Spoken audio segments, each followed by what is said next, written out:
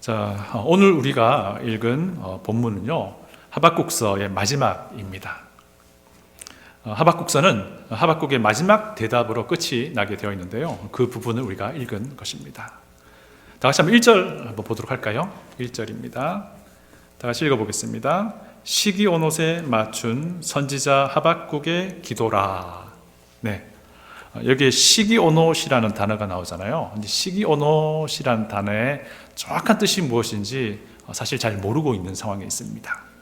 하지만 대부분의 그 학자들은요, 이게 시기온옷이라는 것이 악상기호 중에 하나라는 것엔 동의를 합니다. 악상기호 아시잖아요. 그 악보에 뭐 어떻게 연주를 하라, 노래 부르라고 이렇게 표시되어 있는 것, 악상기호 중에 하나라고 생각합니다.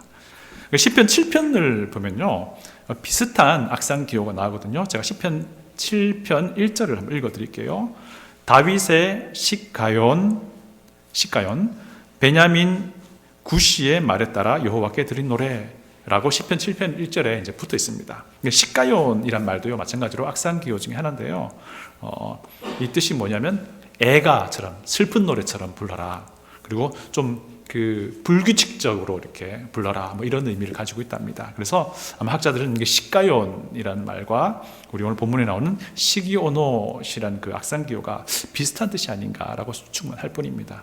이게 무슨 말이냐면요, 이 하박국의 기도가 지금은 노래의 형태로 실려져 있다는 겁니다. 2절부터 19절 상반절까지가 하박국의 기도 노래인 것이죠. 기도 노래. 자, 그리고 이제 하박국이 실제로 하나님께 간구하는 부분이 구체적으로 나오는 부분은요, 2절밖에 없어요. 2절에 모든 하박국의 그 간구가 나옵니다.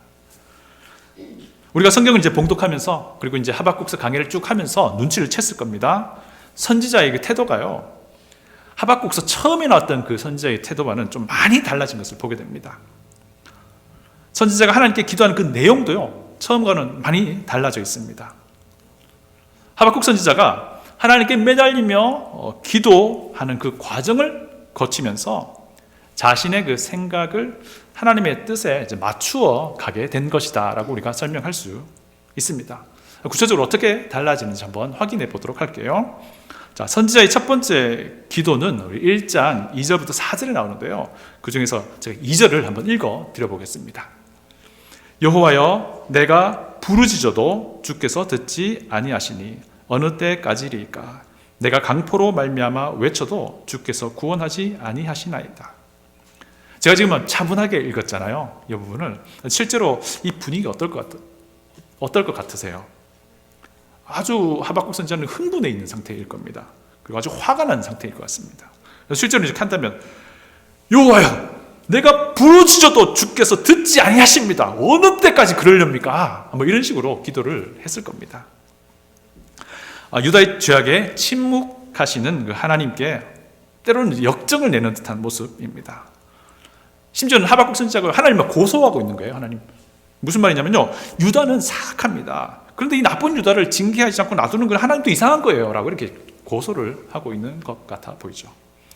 이에 대한 하나님 응답이 무엇이었습니까? 바벨론이라고 말씀하셨죠, 그죠? 네. 그래서 선지자의 두 번째 기도는 1장 12절부터 17절에 나오는데요, 제가 그 중에서 12절, 13절을 읽어 드려보겠습니다.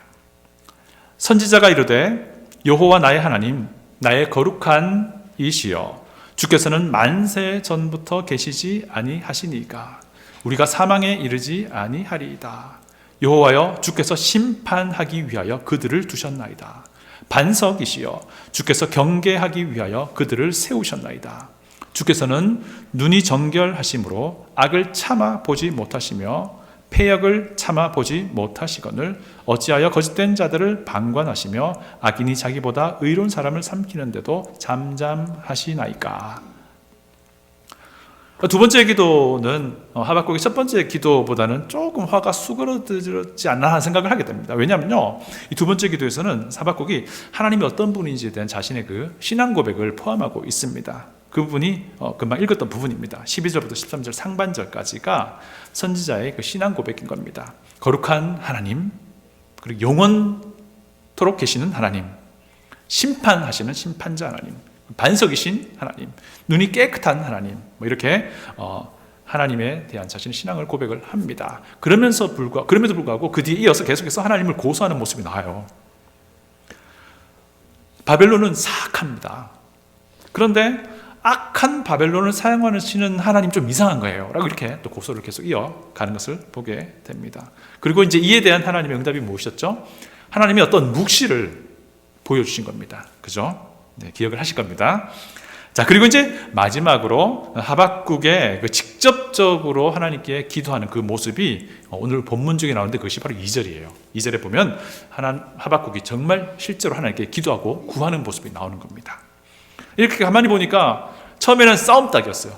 싸움닭이었는데 지금은 순한 양으로 태도가 바뀐 거예요. 태도뿐만 아니라 그 기도의 내용도 바뀌게 되는 것을 우리가 보게 될 것입니다. 하박국의 태도가 서서히 변해간 것이죠. 오늘 3장에서 완전히 다른 모습을 보여주게 될 겁니다.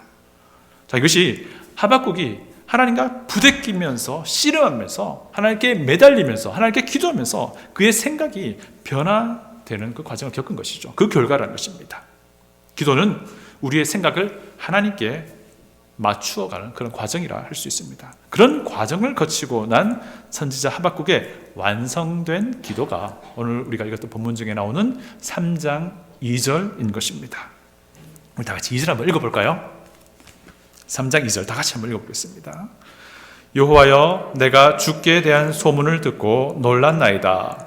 여호와여, 주는 주의 일을 이 수년 내에 부흥하게 하옵소서. 이 수년 내에 나타내시옵소서. 진노 중에라도 긍휼을 잊지 마옵소서. 아멘.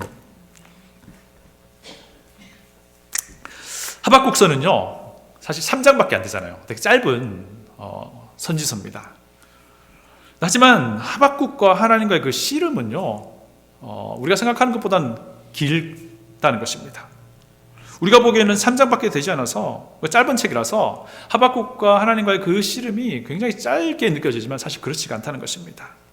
우리가 생각하는 것보다는 더 오랜 기간 동안 하나님께 매달렸던 것입니다.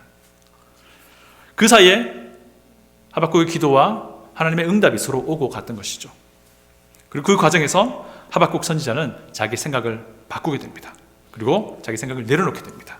그리고 하나님의 계획과 하나님의 뜻에 자신의 생각을 맞추어 가게 된 것이죠. 그래서 오늘 3장 2절의 하박국의 마지막 기도는요, 선지자 하박국의 그 영성이 담긴 고백이라고 할 수 있습니다. 영적인 성숙함이 담긴 기도라고 할 수 있는 것이죠. 그래서 오늘 이 하박국 선지자의 마지막 기도를 통해서 우리 하나님 뜻이 무엇인지 좀 살펴보고자 합니다. 2절은요, 5개의 문장으로 이루어져 있습니다. 우리 아쉽게도요, 개역개정 한글 번역은 5개의 문장이 분명히 드러나 있지는 않습니다. 제가 이걸요, 구분해서 번역을 한다면 이렇게 번역할 수 있습니다. 제가 한번 해볼게요. 여호와여, 내가 주께 대한 소문을 들었습니다. 여기 첫 번째 문장이고요. 두 번째 문장은요, 여호와여, 내가 주의 일에 놀랐습니다. 가 두 번째 문장이 됩니다. 좀 번역으로 그게 구분이 잘 안 되죠, 그죠? 또 세 번째 문장은요, 이 수년 내에 그것, 그러니까 주께 대한 소문, 그리고 하나님의 일, 그것을 살려주십시오. 이 부흥시켜달라 하는 말은 다시 일어나게 해달라, 이런 뜻입니다. 그리고 네 번째 문장은요, 이 수년 내에 그것을 보여주십시오 라고 하는 것이고요. 다섯 번째 문장은 진노 중에라도 긍휼을 잊지 말아 주십시오 라는 것입니다. 첫 번째, 두 번째 문장이 조금 섞여져 있죠, 우리 한글 번역은요. 네. 자, 그럼 이제 이 하박국의 이 완성된 이 기도 안에서 우리가 배워야 할 선지자의 영성이 무엇인지 오늘 좀 살펴보고자 합니다. 우리가 배워야 할 선지자의 영성, 첫 번째는요, 과거의 하나님의 역사를 기억하라 라는 것입니다. 첫 번째 두 문장은요, 하나님께서 과거에 이스라엘에게 무슨 일을 하셨는지를 의미합니다. 2절 상반절 한번 읽어볼게요. 여호와여, 내가 주께 대한 소문을 듣고 놀랐나이다. 여호와여, 주는 주의 일을. 제가 왜까지 끊었는지 아시겠죠? 네. 여호와여, 내가 주께 대한 소문을 들었습니다. 여호와여, 내가 주의 일에 놀랐습니다. 이 두 가지 문장인 것입니다. 주께 대한 소문, 주의 일이 무엇입니까? 이것은 하나님께서요, 과거에 하신 일을 말합니다. 하나님께서 과거에 이스라엘에게 무슨 일을 행하셨죠?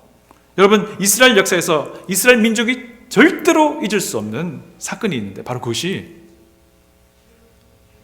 출애굽 사건입니다. 맞습니다. 출애굽. 애굽에서 노예 생활하던 이스라엘을 하나님이 구원하신 것, 그 사건입니다. 그리고 시내 산에서 하나님은 자신의 영광을 보여주셨고요. 약속의 땅 가나안으로 들어가도록 하나님이 여호수아를 통해서 인도하셨습니다. 이것이 출애굽 사건의 전부이거든요. 하박국 선지자 역시 이 출애굽 사건을 통해서 하나님께서 이스라엘에게 무슨 일을 행하셨는지를요, 3절부터 15절에 걸쳐서 계속해서 설명을 하고 있습니다. 한번 그 부분을 좀 살펴보고자 합니다. 3절 다 같이 한번 읽어보겠습니다. 하나님이 대만에서부터 오시며 거룩한 자가 바란산에서부터 오시는도다. 셀라. 그의 영광이 하늘을 덮었고 그의 찬송이 세계에 가득하도다. 이 대만이라는 지역이 나오죠. 이 대만이라는 지역은요, 이스라엘의 그 남쪽에 에돔 사람들이 살던 지역을 말합니다. 이스라엘의 남쪽의 에돔 사람들. 하나님이 이스라엘의 남쪽에서 오신다라는 뜻이 되겠죠. 그리고 바란산이라고 하는 산이 나오죠. 이 바란산이 나오는 이 지역은 어디냐면요, 시내 반도를 말합니다. 시내 반도. 그림 속에, 머릿속에 그려질지 모르겠어요. 시내 반도 지역을 말하는데요. 이 거룩한 하나님이 그 시내산이 있던 그 시내 반도, 그 시내산에서부터 오신다라는 그런 뜻을 가지게 되는 겁니다. 이게 무슨 말이냐면요, 이스라엘 백성이 출애굽해가지고 광야를 통해서 시내산을 거쳐서 그리고 에돔 지역을 지나서 가나안 땅으로 들어가던 그 경로를 말하는 겁니다. 그래서 이제부터 하박국이 설명하는 이 내용이 무엇이냐? 출애굽 사건을 설명하겠다라는 그 사인이 되는 것이죠. 한번 좀 살펴봅니다. 하나님은 10가지 재앙으로 애굽을 심판하셨습니다. 첫 번째 재앙 역시 무엇이었는지 기억나나요? 하나님이 나일강을 피로 바꾸셨죠. 이것이 첫 번째 심판이었습니다. 우리 다 같이 8절을 읽어보겠습니다. 본문 8절입니다. 여호와여, 주께서 말을 타시며 구원의 병거를 모시오니 강들을 분히 여기심이니까, 강들을 노여워하심이니까, 바다를 향하여 성내심이니까. 강들을 분히 여기고 강들을 노여워하심, 이것이 무슨 말이냐면 하나님께서 애굽의 나일강을 피로 바꾸셨던 그 사건을 지금 의미하고 있는 것입니다. 이 외에도 어떤 재앙들이 있었죠? 개구리가 막 몰려왔고요, 이가 몰려오기도 하고, 파리떼도 몰려오고, 가축이 막 이유 없이 전염병으로 죽게 되고요, 그리고 종기가 막 생겼습니다. 그리고 불우박이 떨어지기도 했고요, 메뚜기가 막 몰려와서 곡식들을 다 갉아먹었던 것도 있었습니다. 그리고 흑암이 온 땅을 덮기도 했습니다. 그리고 마지막 10번째 재앙이 무엇이었죠? 첫 번째 난 것은 짐승이든 사람이든 다 모조리 죽이시는 그런 하나님의 심판이 있었던 거 우리가 기억합니다. 우리 5절을 한번 읽어볼까요? 5절, 본문 5절입니다. 역병이 그 앞에서 행하며 불덩이가 그의 발 밑에서 나오는도다.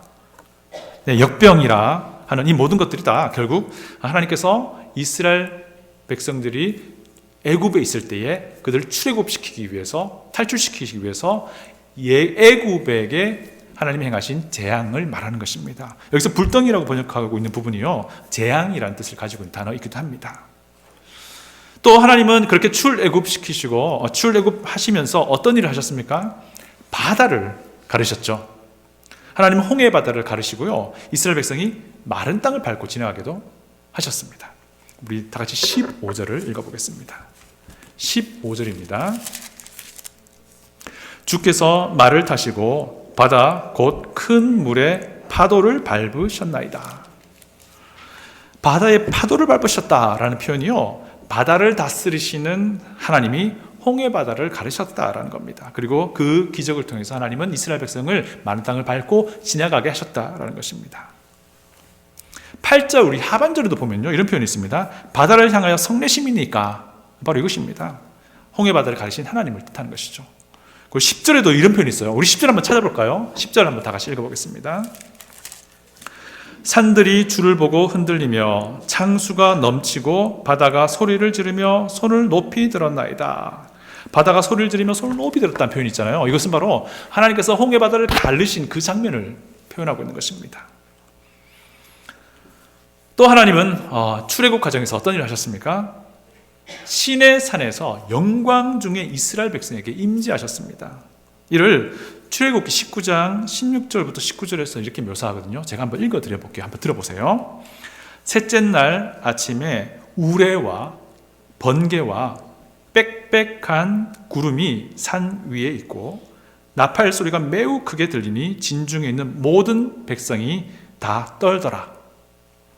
모세가 하나님을 맞으려고 백성을 거느리고 진에서 나오매 그들이 산 기슭에 서 있는데 시내산에 연기가 자욱하니 여호와께서 불 가운데서 거기 강림하심이라.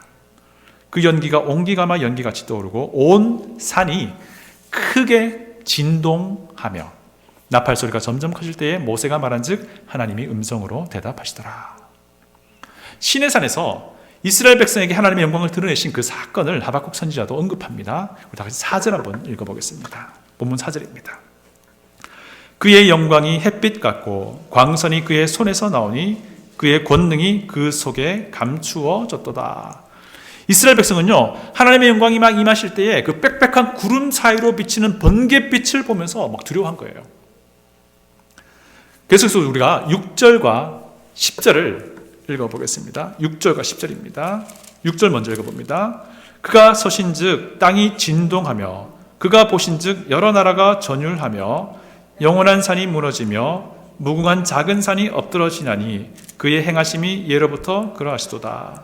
10절도 읽어봅니다. 산들이 주를 보고 흔들리며 창수가 넘치고 바다가 소리를 지르며 손을 높이 들었나이다. 10절에서는 산들이 주를 보고 흔들렸다라고 말하고 있죠. 네, 땅이 진동하고 산이 무너지고 막 뒤집혀진다라는 표현이 바로 시내산에서 하나님의 그 영광이 그들에게 나타났을 때에 연기와 구름 사이로 들리는 그 천둥 소리와 그 번갯빛이 비치는 그 모습, 그리고 그와 함께 시내산과 그 주변이 다 흔들리는 그 지진이 있었던 그 사건을 지금 이야기를 하고 있습니다. 그 광경이 얼마나 장엄했겠습니까? 또 하나님은 가나안 땅에 들어가 계실 때 어떻게 하셨습니까? 하나님은 여호수아와 함께 같이 싸우셨습니다. 여러분, 여호수아가 이스라엘 백성을 이끌고 가나안 백성들과 전쟁할 때 여러 가지 많은 기적들이 있었는데요. 그 중에 하나가 이것입니다. 아모리 족속과 전투를 벌일 때 어떤 일이 벌어졌죠? 하나님은 그 태양과 달을 그냥 멈추셨어요. 그리고 한동안 계속 낮이 되도록 만드셨던 것이죠. 그래서 아모리 족속을 충분히 이길 수 있었다라고 성경은 말하고 있습니다. 11절, 우리 본문 11절 한번 찾아볼게요. 11절 한번 읽어봅니다.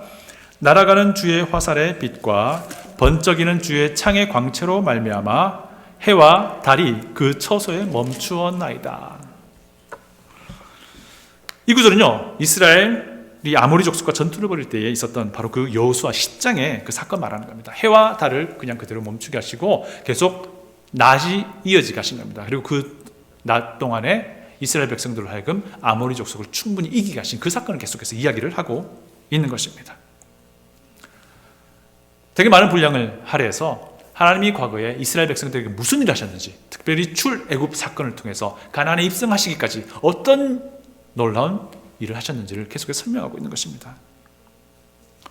이것은요, 하나님의 구원의 기적을 말하는 것입니다.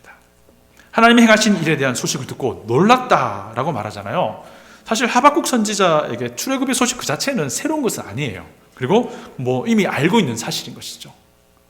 그럼에도 불구하고 선지자는 이 소식에 놀랍다, 두렵다라고 표현하고 있는 것 우리가 기억합니다.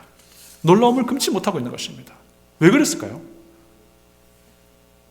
이 출애굽 사건에 하나님의 모든 것이 다 들어있기 때문입니다. 이 출애굽 구원의 사건 안에 하나님의 모든 것이 다 들어있기 때문에 하박국 선지자는 그 소식을 다시 한번 기억하면서 놀란 겁니다. 여러분, 출애굽 역사 안에서 하나님은요, 죄악을 심판하시는 공의로운 하나님이세요. 10가지 재앙으로 애굽의 우상들을 심판하셨습니다. 출애굽 역사 안에서 하나님은 자연을 다스리는 창조주로 나오십니다. 강도 다스리고요, 바다도 다스리고요, 해와 달도 다스리는 분이십니다. 출애굽 역사 안에서 하나님은 영광과 위엄으로 자기 백성에게 나타나신 하나님이십니다. 시내산에서 이스라엘 백성에게 나타나셨습니다. 그리고 성막을 짓게 하셔서 그 지성소 안에서 이스라엘 백성들에게 항상 임재하셨습니다. 또 어떤 하나님이십니까? 출애굽 역사 안에서 하나님은요, 긍휼이 풍성한 구원자이십니다. 출애굽은요, 자기 백성을 이집트의 압제로부터 건져낸 구원의 사건이잖아요. 그리고 우리가 잘 아는 것처럼 마지막 재앙이 무엇을 말하고 있습니까? 마지막 재앙이 앞으로 오게 될 메시아 그리스도 예수님의 십자가를 통한 전 인류의 구원을 암시하시는 그런 사건이었던 것입니다. 그리고 때가 어떻게 됩니까? 때가 되어서 하나님은 십자가를 통해서 이 구원의 역사를 이루어내신 것을 우리가 잘 알고 있습니다. 사랑하는 성도 여러분, 여러분들은 하나님의 이 구원의 기적을 경험하셨습니까? 여러분들은 이 거룩하시고 공의로우신 하나님 앞에서 죽을 수밖에 없는 죄인임을 아는 그 기적을 경험하셨습니까? 여러분들은 예수님을 구주로 믿는 그 기적을 경험하셨습니까? 여러분은 그 거듭남의 그 기적을 경험하셨습니까? 여러분은 죄 용서의 그 기적을 경험하셨습니까? 여러분들은 여러분에게 하나님의 영광이 임하는, 하나님이 내주하시는 그 기적을 경험하셨습니까? 여러분, 구원이라고 하는 것은요, 우리가 늘 다시 돌아가야 할 첫사랑입니다. 다른 기적보다도요, 이 구원의 기적을 우리가 경험해야만 합니다. 그리고 이 구원의 기적을 마음에 항상 품고 있어야 됩니다. 이 구원의 은혜를 우리가 기억을 해야 한다라는 것입니다. 또 우리가 기억해야 할 하나님의 역사가 무엇이 있겠습니까? 우리 교회적으로 봤을 때 우리 생수교회가 몇 년 된지 아십니까? 38년째가 됩니다. 이 긴 역사 중에 아마 하나님께서는 엄청난 많은 역사를 하셨을 겁니다. 저는 원래 3월에 왔기 때문에 이전을 제가 잘 모르잖아요. 또 개인적으로 우리가 이런 경험이 있나요? 도무지 불가능한 상황에서 하나님께서 응답하셔서 그것이 가능하게 된 그 경험, 하나님이 일하시는 그 경험, 개인적으로 다 가지고 있을 겁니다. 저는 우리 조향금 어머님 생각할 때마다 이거 정말 하나님의 기적이다 라고 밖에는 설명이 안 됩니다. 제가 말씀을 들었는데요, 우리 조향금 어머님이요 4번이나 스트로크를 맞았대요. 그 이전에. 그리고 오른쪽은요 마비된 상태이세요. 그 와중에 연세가 93세세요. 그럼에도 불구하고 코비드-19을 이겨내셨잖아요. 하나님께서 하신 것이라고 말고는 설명할 방법이 없는 겁니다. 또 어떤 하나님의 역사를 경험하셨습니까? 그리스도인이 된 뒤에 성경책을 읽으면서 이게 정말 놀라운 하나님의 은혜다라고 압도당한 적 있으십니까? 찬송을 부르면서 그 가사가 내 간증이 되어서 막 눈물이 주체 없이 흘러내리는 그런 경험 하신 적 있습니까? 성경 말씀 알고 싶어서 성경책을 항상 갖고 다닌 그런 경험 있습니까? 틈만 나면 예수님을 전하던 그 하나님의 역사를 기억하고 있습니까? 여러분, 우리가 기억해야 할 것이 있는데 그것은 하나님께서 어떤 일을 하셨는가라고 하는 것입니다.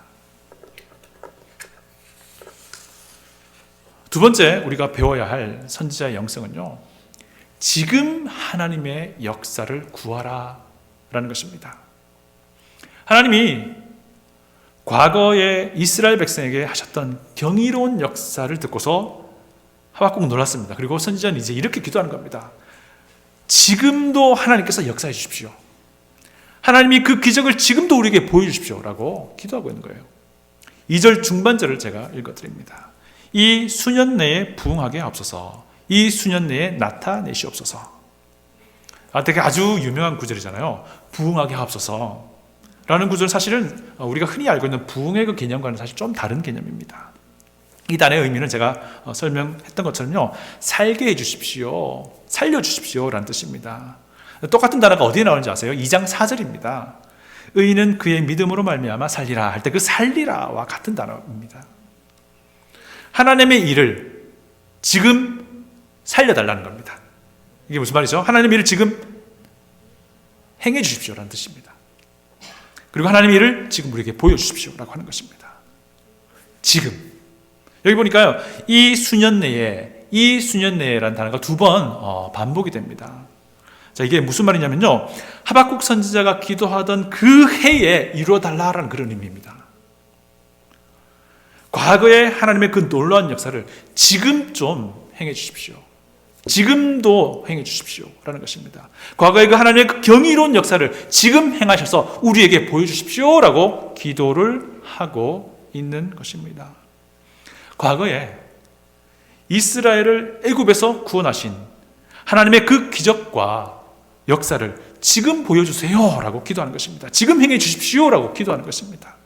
과거에 죽은 기적이 아니라 지금 살아있는 기적이 되게 해달라라고 하는 것입니다.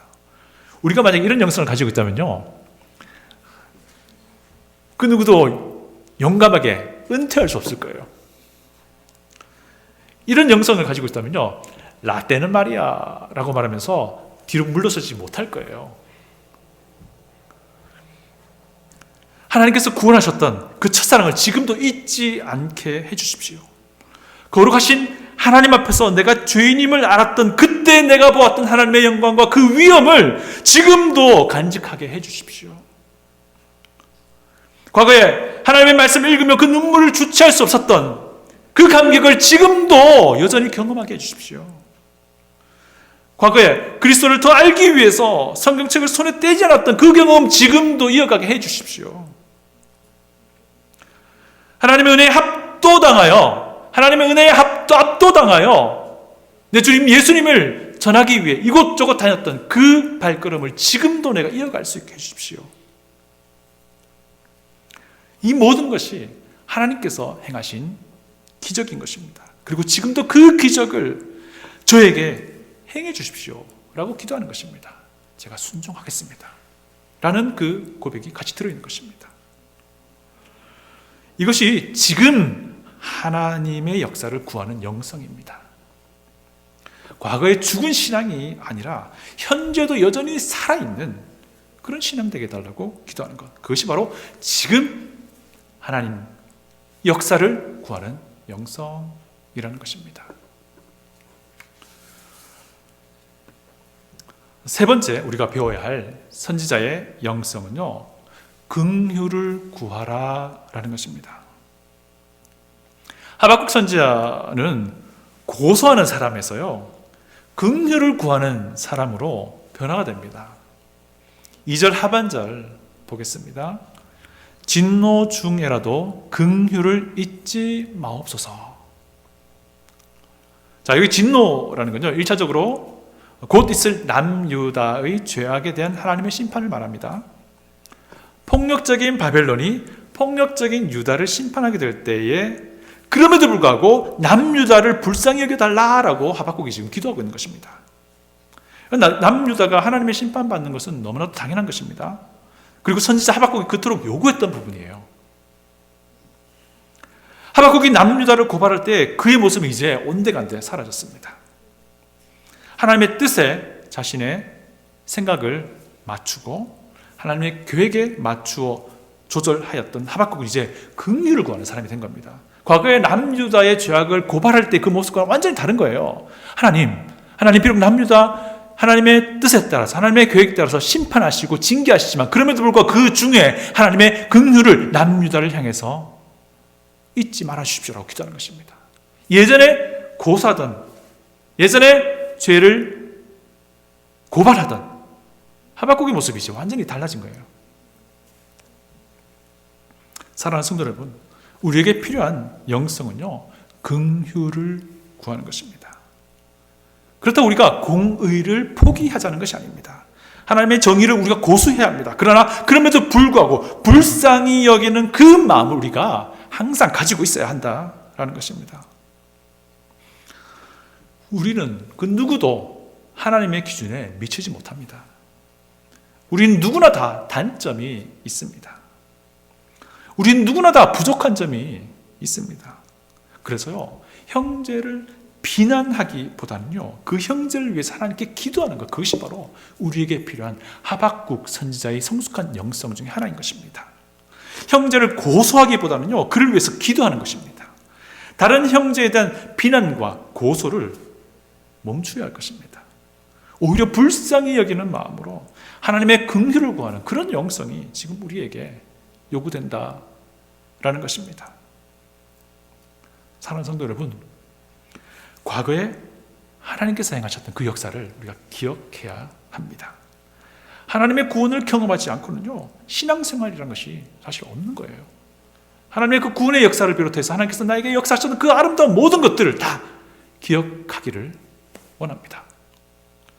현재 하나님의 역사를 구하시길 바랍니다. 끊임없는 순종이 또한 요구될 겁니다.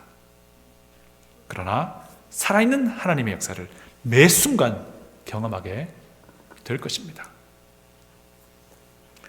긍휼을 구하는 선지자의 영성을 우리가 갖기 원합니다. 형제를 불쌍히 여기십시오. 왜냐하면 우리도 하나님께로부터 긍휼을 입은 자이기 때문입니다.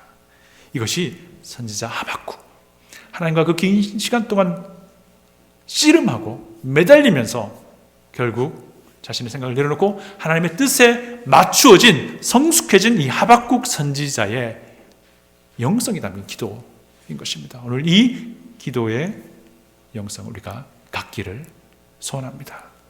다 같이 기도하겠습니다.